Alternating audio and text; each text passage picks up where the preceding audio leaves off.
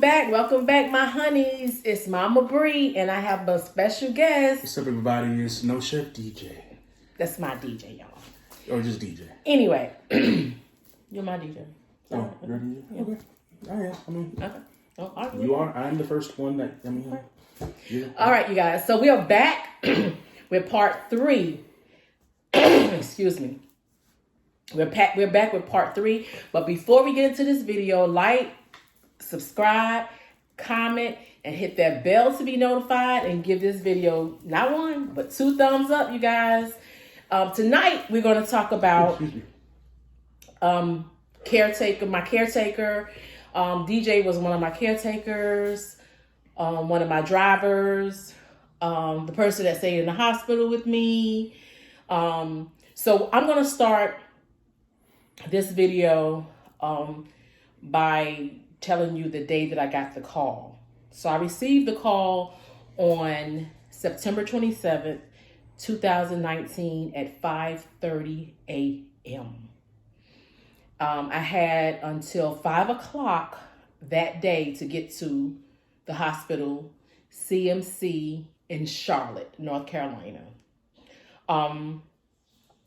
When I checked in the hospital, of course, we had to do several labs, x-rays, ultrasound. So there was a lot of workup to do. And of course, I had that catheter in my belly. So it was very exciting day. Everyone was emotional. And of course, my caretakers were there. Everyone was there. Even some of my employees came. It was just, and their parents came. So I had a lot of support there. So before I get into everything, the remainder of the video, I am going to let DJ, No Chef DJ, just talk about his experience as a caretaker and what you can expect to be as a caretaker to your loved one or your friend or someone that you're, someone in your life that's dealing with kidney disease and on dialysis or awaiting a kidney transplant. Okay, DJ. All right. When my mom first started going through kidney failure and they had to put her on dialysis, I was 23. And I moved back home from working at a professional, at a gig that I was at. I was on a contract at a resort called the Greenbrier Resort. I was a performer there, an entertainer there. And I kind of put all that on hold to move back to help her out. And I chose to do that because I felt like I was probably the best person for the job. And I just wanted to be with my mom because it was a lot to take in, a lot to learn. And you need someone there who's going to care, who's going to be competent, who's going to listen, who's going to follow, who's going to lead when they need to lead, and who's going to just be that second pair of ears and that second pair of eyes to hear what the doctor's saying, hear what the nurse is saying, hear what the social worker is saying, see how the dialysis is done, how it's done manually, how it's done with the PD machine, and how it's, all of the above. So it's good to have someone there to be your backup and your second pair of eyes and ears, and also your second heart, because it's nice to have someone there who's compassionate and who's thoughtful and who is going to actually care and learn. Because it's a lot of information. I mean, we went to a class, the initial first workshop we had, it was a lot. It was 8 to 5. It was a complete lifestyle change just in a matter of a day, from being there when, she was told certain things she couldn't eat and certain environments she couldn't be in, and certain places she shouldn't go, and certain things she shouldn't do, and you have to have that reinforcement to say, hey, Mom, you're not supposed to have that. You're not technically supposed to eat hot dogs, or you're not supposed to be drinking after anybody or eating after anyone. So there's a lot of things that I had to learn, and a lot of humility I had to learn, and I had to humble myself because I'm a very much so get up and go kind of person. I'm a go, do, live, and I had to put all that on hold, and I felt like God just said, DJ, sit down for a moment and have this time. And I've always been close to my mom. My mom is my favorite person on this planet, and I would tell people that even if she wasn't my mom, I would be her friend because she's just a cool person and a genuine loving person. As a caregiver, you want to make sure you're taking notes, you are watching, you are mindful, you are being thoughtful about the person you're with. Not only is that person your loved one and your parent or your family, they're now your responsibility in a way. And I think as caregivers, we tend to forget that we are doing so much, and we forget about our own mental health, and we don't take care of ourselves. And I think a big piece of advice I can give for any caregiver is to remember to take care of yourself first. Because if you can't take care of yourself, you can't take care of anyone else. And also being patient and learning that it's not easy for the person that's going through it, and that sometimes they're not going to be themselves, they're not going to act like themselves, they're going to do things that are kind of scary. Like she almost burned down her house. And I had to run home from work, and I was like, Mom, what happened? She was like, I just left this pot on, and she left. And there was enough smoke and smog and it was soot, and it was scary. And she was like, I just didn't remember it. So the mind is not very clear. So you do have to be, like I said, that second pair of eyes. And I remember just after my mom would cook and she would go in her room, she would know, but I would go in the kitchen, check the stove, check the oven, make sure it's off, make sure that whatever she had out, she put away, So it's being able to go behind that person, make sure that everything's okay. Because there's the unclear mind, there's the forgetfulness, there's the sense of smell is gone. There's just a lot of sensory things that are missing. There's a lot of mental, things that are not there. And then just the overall with the back itching and the itchy skin and the dry skin and I mean, just a plethora. The days where you want to have a good time with your mom, where you just can't, where you have something planned and she can't do it because she's too weak or too tired. And the person's mind and their heart want to be there, but their bodies won't allow them. And that's I think that was probably the most frustrating thing, is seeing what you feel like is your superhero is deteriorating right in front of your eyes. And you have to be ready for that reality. And the reality is it gets better, especially if you follow what you're supposed to do. I'm so thankful that my mom was compliant. Yeah. Compliancy is the biggest thing I can say. Yeah. And it's the most important word, compliant. So if you're going through this and you're a caregiver and you're seeing your mom or your dad or your loved one and they're waiting for a kidney and they're smoking, drinking too much, eating unhealthily, not taking their meds, not going to their appointments, being late for their appointments, those people are looking at that. Yes, if you're gonna be late to an appointment, you better guarantee that they're gonna think you're gonna be late to getting a kidney. Yep. So they don't play about that stuff, and it's not anything to play with. So we had to do that for 7 years. And it became our new normal. It was Mom has to go to bed because she has to hook up to her machine at 7 every night. Weeknights, weekends, when we want to have a good time, when we want to finish a movie, Mama can't finish it. And that's another reality, is that some of her freedoms, a lot of her freedoms were taken away from doing the PD dialysis.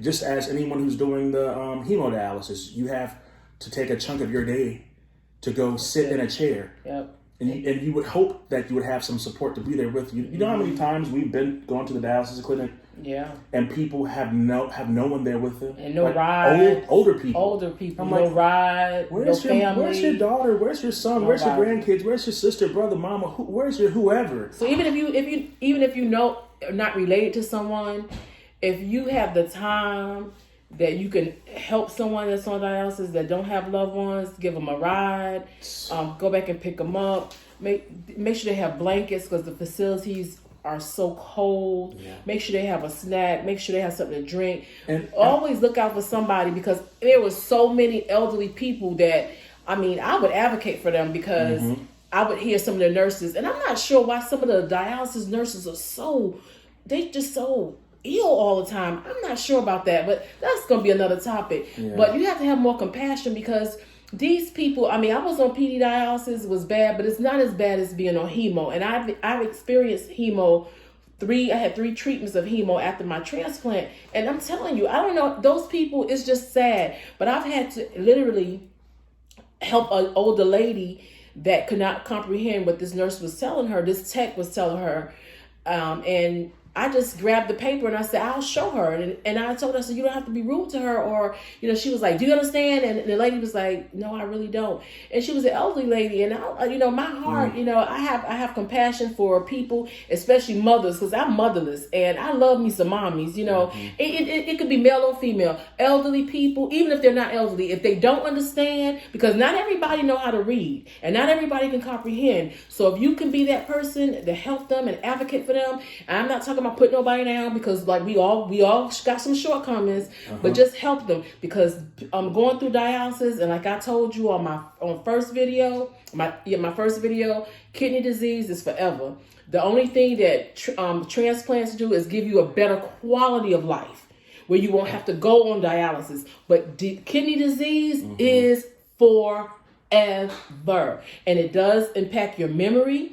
Sometimes your brain be foggy. Even now, I have memory loss. Even now, today, your blood pressure is elevated. You just have so many other issues, and from the time you get transplanted or the time you start dialysis, your life has changed. Period. You're eating. You can't eat the same things. You got to watch your sodium. You got to watch your fluid intake. And so, be more compassionate when you see these people. And if you can help somebody, like I said, even if it's not a family member, it could be a next door neighbor. And you don't have to do it all the time, but offer to help them sometime if you can.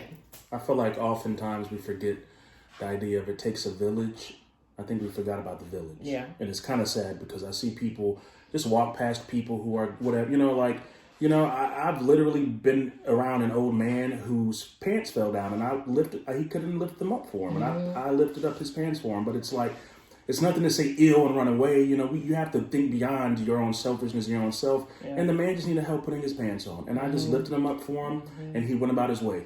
And also, you are more like that too. A lot of people, when they deal with someone that's ill, that's close to them, the compassion change. Even if they didn't have it before, you see things from a different side. And if anything ever happens to anyone that's listening to this or watching this video, if anything impacts your family or you'll see things different. Well, I would also just hope that someone would treat me like that. I would want someone to look out for me or my loved one or anyone. It's like people, we're just people. We're all out here trying to make it, but we've gotten into this narrow-minded, narrow vision, tunnel vision in our phones, in our technology, in ourselves, and we don't stop to see people because I'm sure a lot of people roll their eyes and be like, well, I don't have time for that, or I don't feel like doing that, or that's nasty, or ew, that's weird. But it's like, we're all people. It's just people. It's like, that's it, So I think that's just the bottom line. Okay, so DJ, thank you for being my guest tonight. You're welcome. He was a very great caregiver, him and Prissy,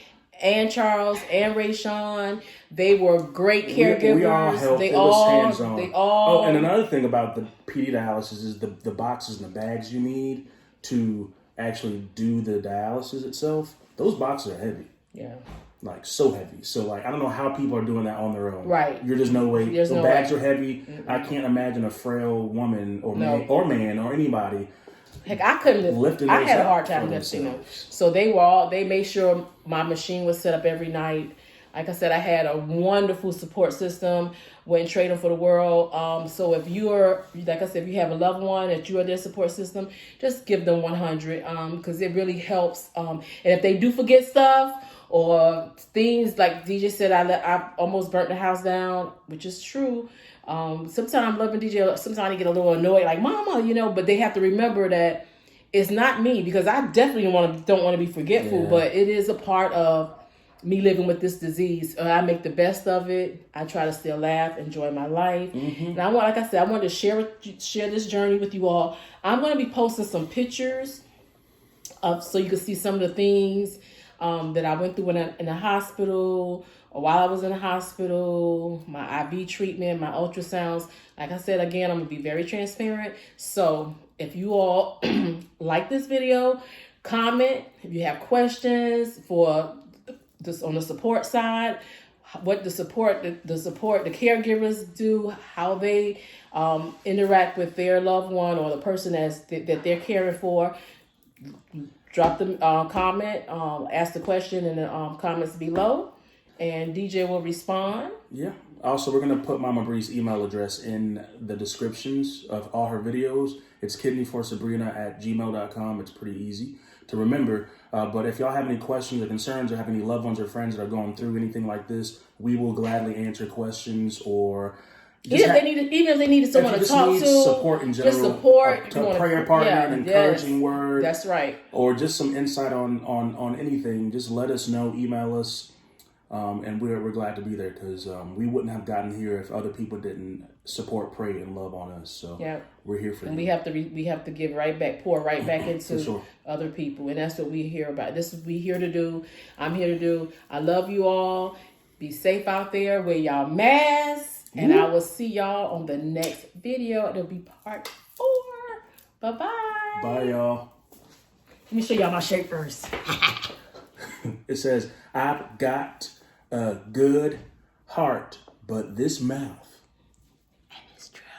It took me a while to read it.